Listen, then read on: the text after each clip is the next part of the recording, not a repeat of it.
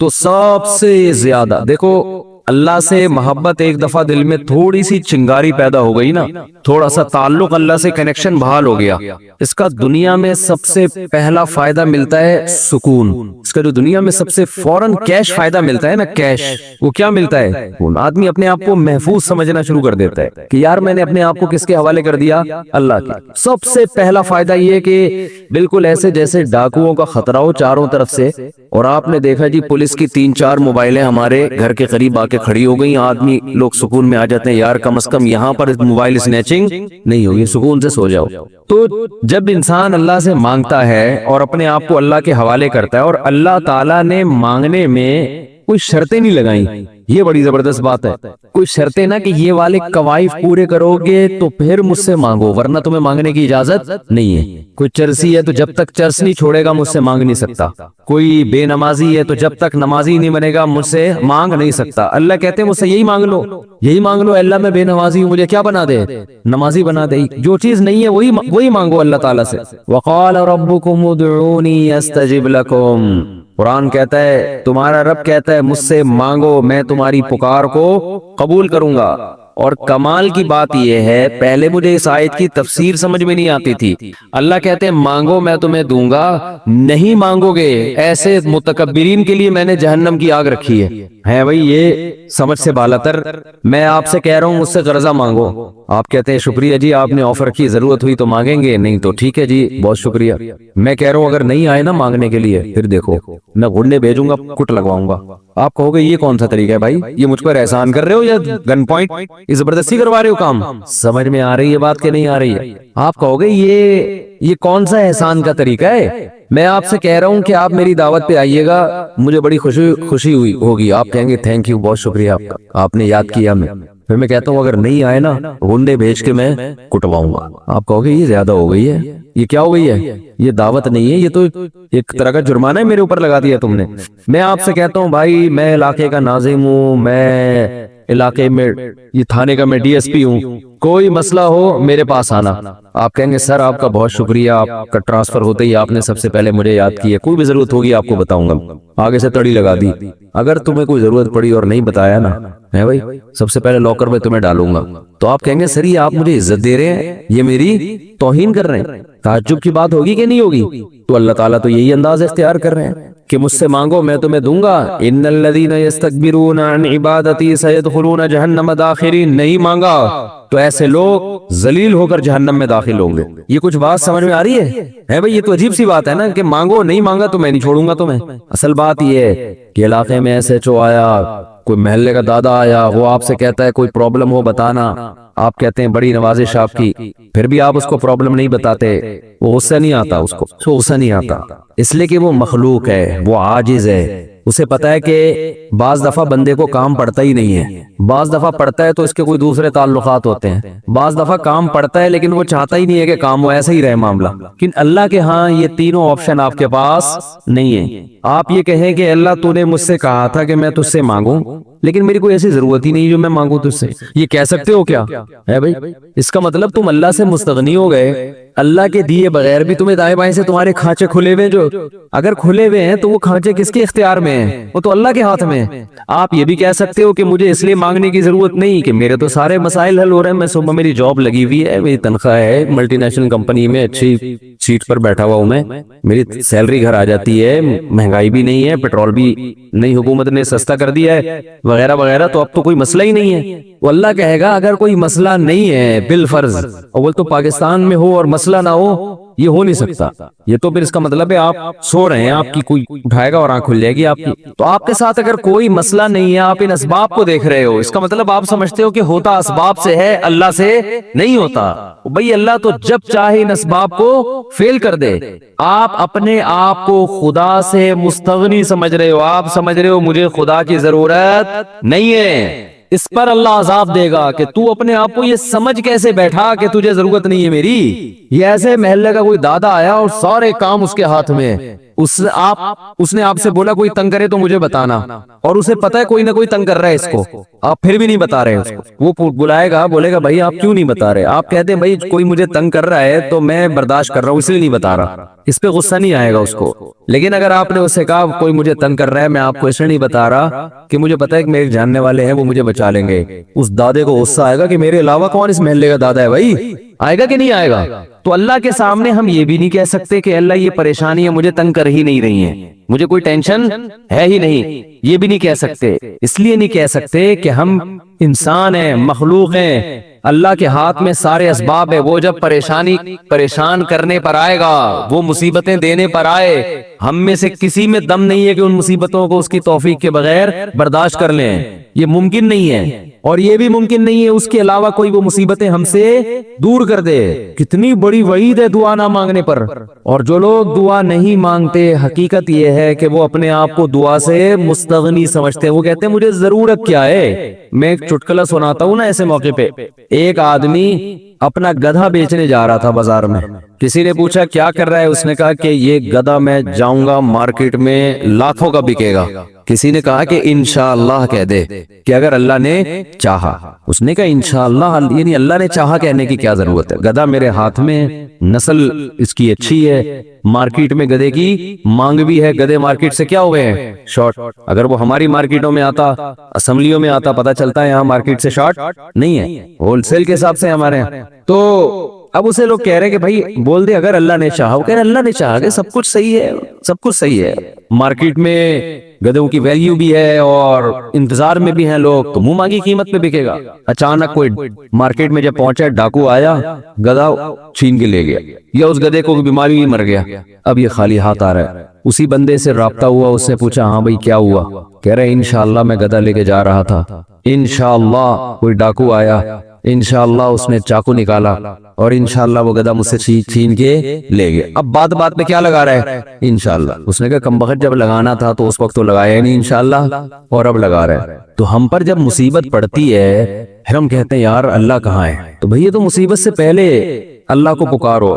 جو اللہ کو نہیں پکارتا یہ اس کی علامت ہے کہ اس کی نظر اسباب پر ہے، اللہ پر نہیں ہے۔ وہ سمجھتا ہے یہ جیسے کافر اسباب کو دیکھتا ہے نا، وہ تو کہتا ہے خدا کیا کر رہا ہے، گاڑی کے ایکسیلیٹر پہ پاؤں رکھو تو گاڑی چلتی ہے، بریک پہ پاؤں رکھو تو رکتی ہے، تو اللہ کہاں ہے؟ تو اللہ کو اگر نہیں کوئی پکارتا تو اللہ اس کا مطلب پھر یہ سمجھتے ہیں کہ یہ سمجھتا ہے کہ اس کو میری ضرورت نہیں ہے، یہ بہت بڑا جرم ہے۔ بات پہ اللہ سے دعا مانگا کرو۔ پیغمبروں کی کتنی دعائیں اللہ نے قرآن میں نقل کی ہیں، بات پہ دعائیں مانگتے تھے، بات پہ دعائیں یاد کریں۔ دعائیں ایک کتاب آتی ہے مناجات مقبولہ، یہ نام نوٹ کر لیں، کیا نام ہے اس کا؟ مناجات مقبولہ۔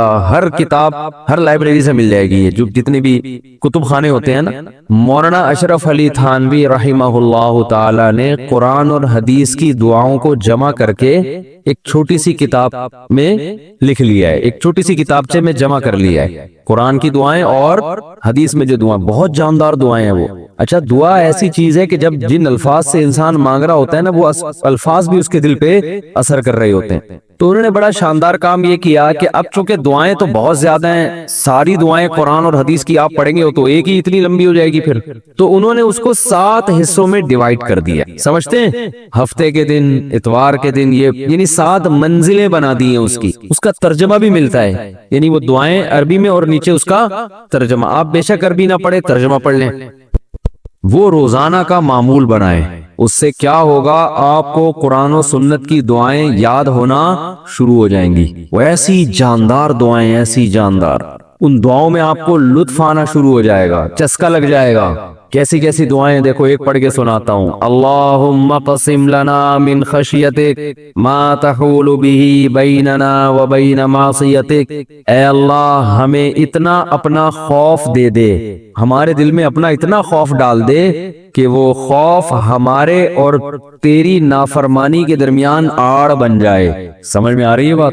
زیادہ خوف نہیں چاہیے، زیادہ خوف پیدا ہو گیا تو زندگی کا مزہ کرکرا ہو جائے گا۔ جب آپ کے دل میں کسی چیز کا خوف مسلط ہو جاتا ہے تو لذتوں سے محروم ہو جاتے ہو آپ۔ دیکھو بچوں کے دلوں میں امتحان کا خوف ہوتا ہے نا، نہ کھا رہے ہیں نہ پی رہے ہیں۔ کراچی میں تو ایسا کوئی سیٹ اپ نہیں ہے، کوئی خوف ووف نہیں ہوتا. پنجاب میں دیکھا ہے ہم نے, بچوں کے پیپر ہونے والے, ایگزام ہونے والا ہے, دماغ پہ مسلط کر لیتے ہیں. زیادہ مسلط کریں گے تو پھر پڑھائی بھی نہیں ہوتی ان سے, ہاتھ پاؤں کانپنے لگتے ہیں. کراچی میں اللہ کا فضل ہے, یہ ٹینشن, کراچی میں جتنی بھی حکومتیں رہی ہیں اب تک کی رپورٹ کے مطابق انہوں نے یہ بڑا فائدہ پورے سندھ میں الحمدللہ, یہ سندھ گورنمنٹ جب جتنی بھی رہی اب تک, چاہے کسی کی بھی ہو, تو یہ الحمدللہ انہوں نے فیسلٹی دی ہے کہ کراچی کی عوام کو پڑھائی لکھائی سے الحمدللہ بالکل فارغ کر دی ہے. لڑکوں میں پڑھنے کا رواج ہے ہی نہیں. کچھ دن پہلے میں آ رہا تھا سفر پہ, تو کراچی کا ایک لڑکا وہاں پڑھنے گیا ہوا تھا, اسلام آباد ایبٹ آباد میں اچھا کیڈٹ کالج, بل کیڈٹ کالج میں پڑھ رہا تھا. تو میں نے کہا کراچی میں, نارتھ کراچی میں کہیں رہتا تھا یا ناظم آباد میں, وہاں گیا ہوا. اس نے کہا بھائی ہمارے ابا اماں نے اچھا فیصلہ کیا, مجھے وہاں ایڈمیشن کرا دیا, میں پڑھ لیتا ہوں, چھٹیوں میں گھر آ جاتا ہوں. تو وہ بتا رہا تھا کہ یہ کراچی میں, وہ مجھے کہہ رہا تھا کہ ہم حیران ہوتے ہیں کراچی میں جان تو وہاں کوئی ہے ہی نہیں, پڑھائی لکھائی کی بات ہی نہیں. کہہ رہے یہاں ہو تو ہر آدمی, میں نے دیکھا ہے پنجاب میں ہر بچہ پڑھائی کی بات کر رہا ہے, سب پڑھائی میں آگے نکلنے کی کوشش کر رہے ہیں, کچھ بزنس میں آگے جانے کی کوشش کر رہے ہیں. یہاں ہو تو پڑھے ہوئے ہیں. کراچی میں الحمدللہ پڑھے ہوئے لڑکے پوری رات کرکٹ کھیل رہے ہیں, اور ہم نے بھی بیان کر کے اپریشیٹ کر دیا. وہ کہہ رہے اب تھپا لگیا, اب تو اور کھیلو. ہم نے تو اس لیے خوشی کا اظہار کیا تھا کہ چلو روزہ تو رکھ رہے ہیں نا, یہ مطلب تھوڑی تھا کہ کچھ بھی نہیں کرو. تو یہاں الحمدللہ یہ سہولت ہے کہ یہاں آپ پڑھنے کے علاوہ دنیا کا ہر کام کر سکتے ہیں کراچی, اور پڑھے بغیر آپ کو ڈگریاں مل جاتی ہیں. وہ الگ بات ہے, اپنا بھی بیڑا غرق اور قوم کا بھی بیڑا غرق ہوتا ہے. نہ خود کچھ آتا ہے, نہ ترقی تھوڑی کر سکتا ہے آدمی فالتو ڈگریاں لے کے, وہ پکڑا جاتا ہے کہیں نہ کہیں. ایک ہمارے مشہور ڈاکٹر تھے جو بڑے اچھے ڈاکٹر تھے, کیا ہیں ڈاکٹر, جب ان کی جعلی ڈگریاں پکڑی گئیں, لوگوں نے کہا یار ڈگری کو چھوڑو, بندہ میں قابلیت ہے. تو وہ تھوڑے دنوں میں قابلیت کبھی ایسی کی تیسی ہو گئی. جو اندر سے ہوتا ہے نا تھوڑے دنوں میں آدمی وہ آ جاتا ہے, آپ چھپا نہیں سکتے زیادہ عرصہ. تو جعلی ڈگریاں جعلی ہی ہوتی ہیں, پکڑا جاتا ہے آدمی.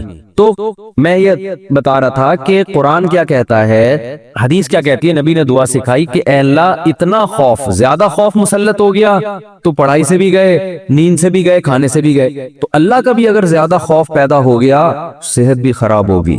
بعض لوگوں کے دل میں جہنم کی آگ کا بہت خوف مسلط ہو جاتا ہے, وہ عبادت سے بھی جاتے ہیں, پھر وہ لائف کو جتنا انجوائے کرنا چاہیے جس شریعت نے اجازت دی اتنا بھی نہیں کر پاتے.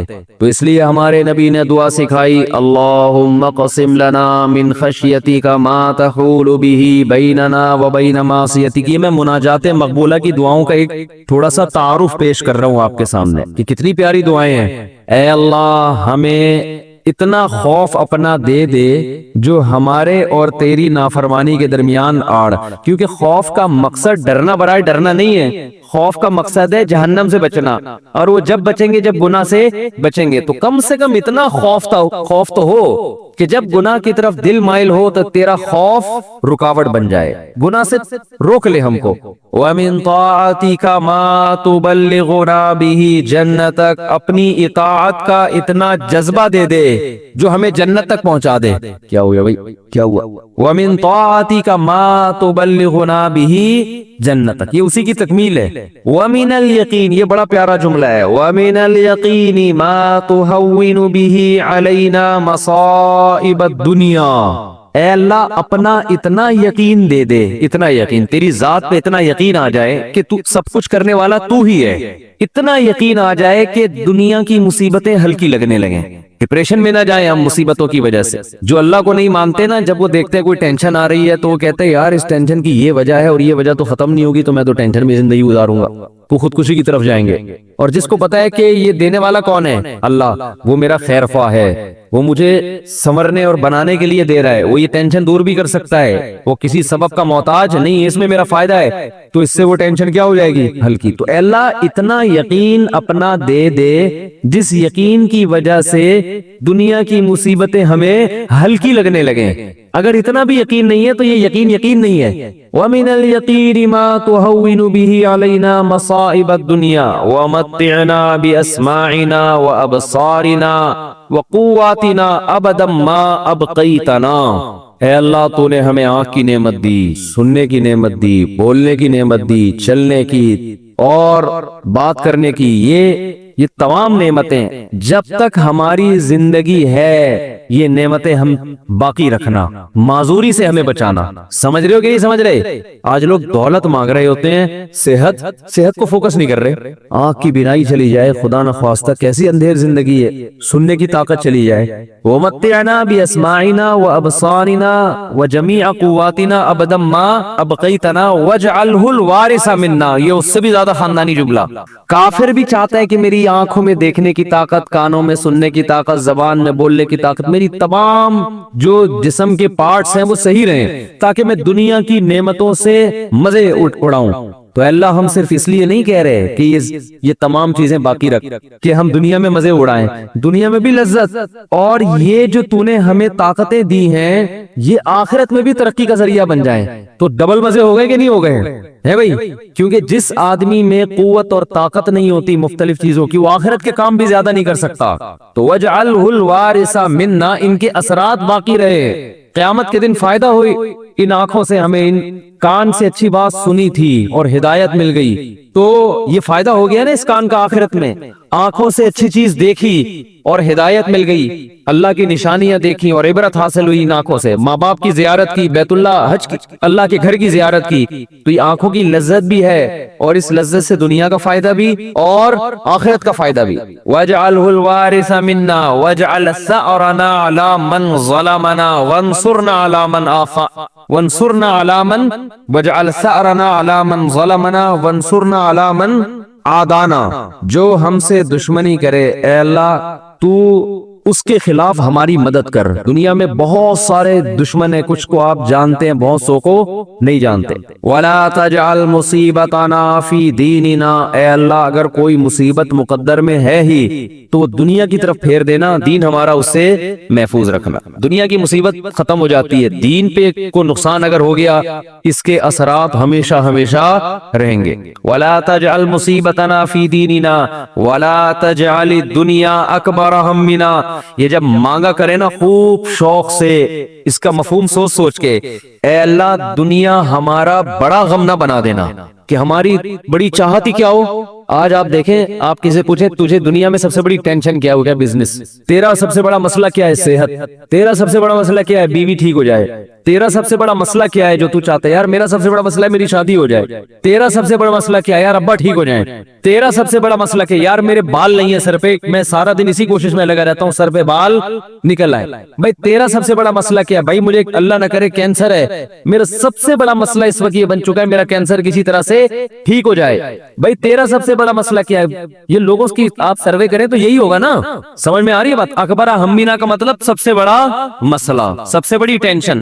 بھائی تیرا سب سے بڑا مسئلہ کہ یار میرے بچے میرے خوابوں میں نہیں ہیں، میری سب سے بڑی خواہش ہے میرے بچے انسان کے بچے بن جائیں. بھائی تیرا سب سے بڑا مسئلہ کیا ہے؟ بھائی اس کا سب سے بڑا مسئلہ اس کو خدا نخواستہ فالج ہوا ہے، اس کی بھی سب سے بڑی کوشش یہی کہ فالج ٹھیک ہو جائے اس کا. نبی دعا سکھا رہے ہیں یہ کبھی بھی ہمیشہ اللہ سے پناہ مانگو، اے اللہ یہ چیزیں میرے مسئلے تو رہیں، سب سے بڑے مسئلے نہ رہیں. سب سے بڑا مسئلہ ایک ہی ہو، آخرت. بھائی یہ مسئلہ ختم ہو گیا، کوئی دوسرا مسئلہ آ جائے گا آپ کے ساتھ.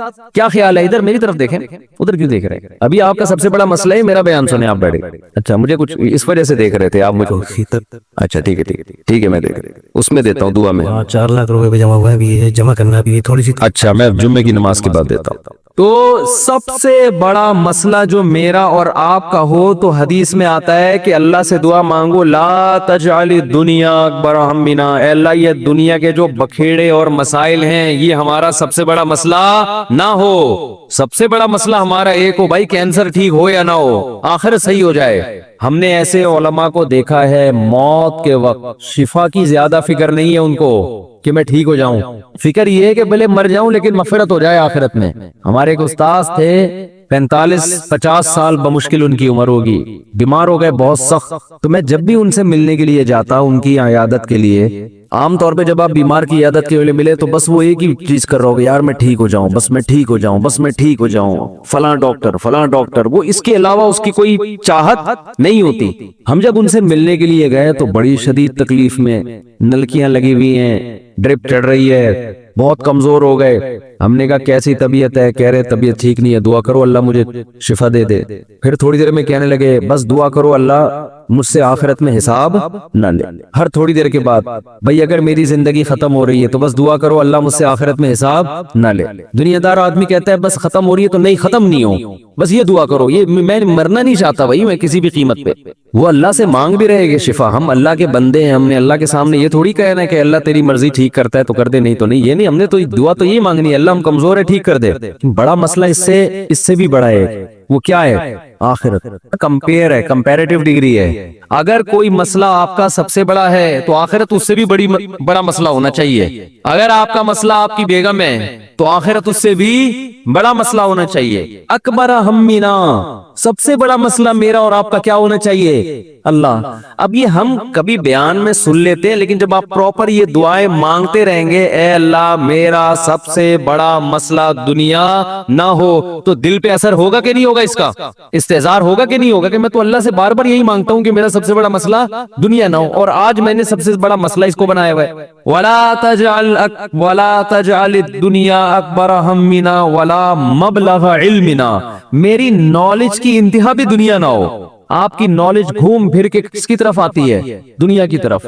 تو اس کا بھی وہی مفہوم ہے جو پہلے والے جملے کا مفہوم ہے. وَلَا مَبْلَغَ عِلْمِنَا وَلَا غَایَةَ رَغْبَتِنَا وَلَا تُسَلِّطْ عَلَيْنَا مَن لَّا يَرْحَمُنَا, اے اللہ کوئی ایسا شخص ہم پہ مسلط نہ کر جو ہم پہ رحم نہ کرے. ہر آدمی کے اوپر کوئی نہ کوئی ہوتا ہے. آپ گھر کے سربراہ ہیں تو عورت کے اوپر آپ مسلط ہے, وہ یہ دعا مانگ سکتی ہے. آپ دفتر میں جاتے ہیں تو آپ کا باس آپ پہ مسلط, علاقے کا ناظم آپ پہ مسلط, صدر وزیر اعظم آپ پہ مسلط. تو اللہ جو بھی ہمارے بڑے ہیں ان کی طبیعت میں رحم کا جذبہ رکھ. وَلَا تُسَلِّطْ عَلَيْنَا مَن لَّا يَرْحَمُنَا وَلَا لا تجعل الدنیا اکبر ہمنا ولا مبلغ علمنا ولا غایت رغبتنا ولا تسلط علینا من لا یرحمنا. یہاں تک دعا ہے یہ, اور بہت ساری دعائیں. اللہم اجعل حبک احب الاشیاء الی, اے اللہ میں دنیا میں جتنی چیزوں سے محبت کرتا ہوں, میں نہیں کہہ رہا کہ وہ محبت ختم کر دے, اپنی محبت ان تمام چیزوں پہ غالب کر دے. سب سے محبت ہو, لیکن جہاں تیری محبت اور مخلوق کی محبت میں ٹکراؤ ہو وہاں غالب کون ہو؟ تیری محبت. کیا مطلب؟ کبھی کسی کو خوش کرنے کے لیے تجھے ناراض کرنا پڑے تو اس کو ناراض کر دوں, تجھے ناراض نہ کروں. جس سے زیادہ محبت ہوتی ہے اس کے لیے چھوٹے محبوب کو انسان ناراض کر دیتا ہے, چھوٹے کے لیے بڑے محبوب کو انسان ناراض نہیں کرتا. یہ نہیں ہوتا. وَاجْعَلْ خَوْفَكَ أَخْوَفَ الْأَشْيَاءِ إِلَيَّ, اے اللہ دنیا میں بہت ساری چیزیں ایسی جن سے انسان خوف زدہ ہوتا ہے اور ہونا چاہیے. تو میں یہ نہیں کہتا چیزوں کا خوف ہی ختم کر دے, لیکن اپنے خوف کو ان تمام خوفوں پہ غالب کر دے. اپنے خوف کو ان تمام خوفوں پہ, جہاں تیری نافرمانی ہو وہاں کسی سے نہ ڈروں میں. جو اکھاڑ دیں اکھاڑ لو بھائی, نماز نہیں چھوڑ سکتا میں. ہوتا ہے نا, باس کہہ رہا ہوتا ہے آپ کو اجازت نہیں ہے نماز پڑھنے کی, بھائی آپ نے جو اکھاڑنا ہے اکھاڑ لو. ہمارے ایک رشتے دار تھے کیا ہیں, اللہ ان کی عمر میں برکت دے, شپ پہ تھے کیپٹن. تو ان کے والد صاحب اتنا بیمار ہوئے کہ ہمارے نانا ہی, بتانے میں کوئی حرج نہیں ہے, بیمار ہوئے نانا ہمارے, یعنی اب ظاہر ہے میں ماموں کی بات کر رہا ہوں نا پھر یہ, تو بیمار ہو گئے وہ. ان کو اطلاع دی گئی شپ پہ کہ آپ کے والد صاحب بستر مرگ پر ہیں, بس اب دنیا سے جانے والے. انہوں نے کمپنی کو کہا کہ میرے والد صاحب کی طبیعت بہت خراب ہے, میں اس آخری وقت میں اپنے باپ کے ساتھ ہونا چاہتا ہوں. وہ بتا رہے تھے خود. کمپنی نے کہا کہ چھٹی نہیں ہے آپ کو. انہوں نے کہا ایسی کی تیسی, صحیح پکڑو, چھٹی دینی ہے تمیز سے دو, نہیں دینی ہے تو میں چھوڑ کے جاؤں. یہ کیسے ہو سکتا ہے, میرا باپ دنیا سے جا رہا ہے اور میں یہاں کمپنی کے لیے بیٹھا رہا ہوں یہاں پہ. کمپنی بعد میں, باپ کون ہے پہلے. تو خیر وہ دے دی ان کو تمیز سے چھٹی. انہوں نے تھوڑی بدماشی بھی کرنی پڑتی ہے, چھٹی دو مجھے, نہیں تو رکھو کسی دوسرے بندے کو, میرا ہیڈک نہیں ہے. غیرت ختم نا, مارکیٹ میں غیرت ہی نہیں ہے. تو باپ ماں یہ رشتے ایسے تھوڑی ہے کہ آپ کمپنی باس چھٹی دے دیں گے تو چلے جاؤں گا, نہیں تو سر میں مجبور ہوں. بھائی تمہارے باپ کو بھی چھٹی دینی پڑے گی. تو ایسے ہی نماز کے لیے بھی ہمارے حضرت ایک واقعہ سنایا کرتے تھے, بس یہ واقعہ کر کے بیان ختم کرتا ہوں, کہ ایک صاحب کو اسلام آباد میں کسی کمپنی میں جاب ملی. تو کمپنی نے ان کو انٹرویو کے دوران بتا دیا کہ آپ کو نماز پڑھنے کی اجازت نہیں ہو. اس نے کہا میں یہ جاب, حالانکہ سارے انٹرویوز پورے ہو گئے تھے, سلیکشن ہو چکا تھا ان کو, لیکن آخری میں ان کو یہ بتا دیا. انہوں نے کہا میں نہیں کرتا یہ جاب. اچھی خاصی تنخواہ تھی. تو اس نے کہا کہ کیا آپ پکے نمازی ہیں؟ اس نے کہا نہیں میں تو نماز نہیں پڑھتا. میں تو جب آپ ویسے ہی نہیں پڑھتے ہیں بھائی تو پھر آپ کو کیا مسئلہ ہے؟ اس نے کہا میں ویسے ہی نہیں پڑھتا, سست ہوں, کاہل ہوں, تمہارے مشورے پہ میں نماز چھوڑ دوں یار, کمپنی کے کہنے پہ میں چھوڑ دوں, خدا کہے گا نا کہ تو تیرا دل اپنا ہی نہیں چاہتا تھا ہے بھائی، تیرا اپنا دل نہیں چاہتا تھا، تو نالائق تھا، لیکن اب کمپنی اور خدا کا مقابلہ ہو رہا ہے تو اس کو تو نے خدا بنا لیا ہے. یعنی ہم اتنا پروٹوکول تھوڑی کمپنی کو دیں گے، باس کو دیں گے کہ تو کہہ دے نماز چھوڑ دو، تو ہمارا باپ ہے جو تو کہہ دے یہ کام تو ہم باپ کے کہنے پہ ہی. اگر آپ کا نماز پڑھنے کا موڈ ہوا اور ابا کہہ رہے نہیں پڑھو، ایسے موقع پہ آدمی کہتا ہے ابا میرا اپنا آج تو میرا موڈ بن گیا ہے، میں کیسے چھوڑ دوں نماز. تو یہاں تو ابا کو آدمی لفٹ نہیں کراتا میرے بھائی، جو کرنے والے ہوتے ہیں. باس کو اتنا باپ کیوں بنا لیں گے ہم؟ تو باس کی چمچہ گیری اتنی کیا کرو جتنی قیامت میں افورڈ کر سکو. یہ بھی انسان ہے، اتنا زیادہ فری نہیں کرایا کرو. میں یہ نہیں کہہ رہا اپنے باس سے بدتمیزیاں شروع کر دیں، آپ بد کلامیاں شروع کر دیں، عزت دینی چاہیے، لیکن اللہ سے آگے تھوڑی نکالنا ہے اس کو، اللہ سے آگے تھوڑی رکھنا ہے. تو ہمارے حضرت کو بڑا پسند آیا بے نمازی، کہا کہ دیکھو غیرت ہے اس میں. اتنی بڑی جاب ٹھکرا دی اس نے. بولا بھائی تمہارے کہنے سے تم نے میں اس لیے اب نماز نہیں پڑھ رہا کہ کمپنی کی طرف سے اجازت نہیں ہے. تو کمپنی کون ہوتی ہے مجھے روکنے والی؟ تم چند لاکھ روپے تنخواہ دے کے تم نے ہمیں غلام بنا لیا ہے. تو اگر ہم اللہ کی نہیں مانتے تو تمہاری بھی نہیں مانتے، ٹھیک ہے نا؟ تو تمہاری تو ہم پہلے ٹھکرائیں گے. تو غیرت مند بے نمازی، غیرت مند بے نمازی. خیر نماز پڑھنی چاہیے، نماز کی ویلیو کم نہیں ہے. تو یہ ہے وَجْعَلْ خَوْفَكَ أَخْوَفَ الْأَشْيَاءِ إِلَيَّ وَقْتَعْنِي حَاجَاتِ الدُّنْيَا بِالشَّوْقِ إِلَىٰ لِقَائِكَ.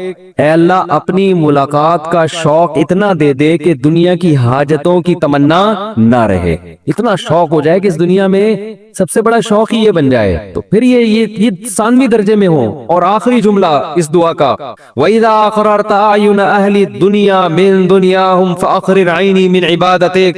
اے اللہ جب لوگوں کی آنکھیں اس دنیا سے ٹھنڈی ہوں، کسی کا کو پتا چلا کہ بحریہ ٹاؤن میں 3 پلاٹ اس کے نام نکل آئے، آنکھیں ٹھنڈی ہو گئی، پتاتا پھر رہے ہو بھائی ماشاءاللہ ادھر رشتہ ہو گیا، ہاں بھائی مفتی صاحب کا بیان اثر کر گیا ہے، آنکھیں ٹھنڈی ہوتی نا، گاڑی آ گئی، پیسہ آ گیا.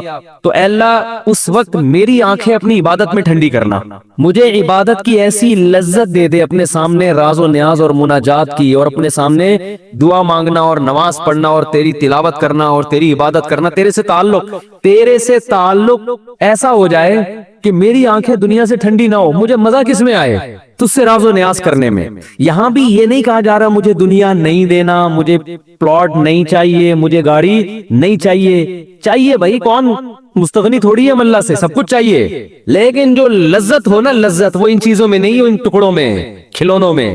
لذت کس میں ہو؟ آخرت میں، تجھ سے تعلق میں.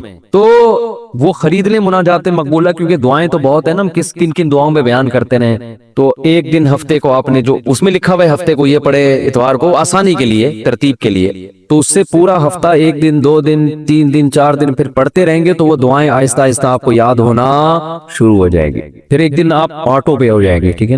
جیسے میں بعض چیزوں پہ آٹو پہ ہو گیا ہوں، خود بخود منہ سے نکلنا شروع ہو جاتی ہیں، خود بخود کچھ چیزیں ہیں وہ پھر کبھی بیان میں بتاؤں گا انشاءاللہ. تو آٹو پہ آ گیا ہوں میں، تو وہ خود بخود ہونا شروع، تو آپ کو دعائیں آہستہ آہستہ خود بخود یاد، اور آپ کو محسوس ہوگا آپ کے دل کی کیفیت آہستہ آہستہ چینج ہو رہی ہے. اللہ تعالیٰ سمجھنے کی عمل کی توفیق عطا فرمائے. مفتی طارق مسعود صاحب کے بیانات سننے کے لیے youtube.com/مفتی طارق مسعود کو سبسکرائب کریں، اور اگر آپ لائیو ویڈیو کو کبھی بھی مس نہیں کرنا چاہتے ہیں تو سبسکرائب کرنے کے بعد بیل آئیکن پہ کلک کرنا مت بھولیں. جزاک اللہ.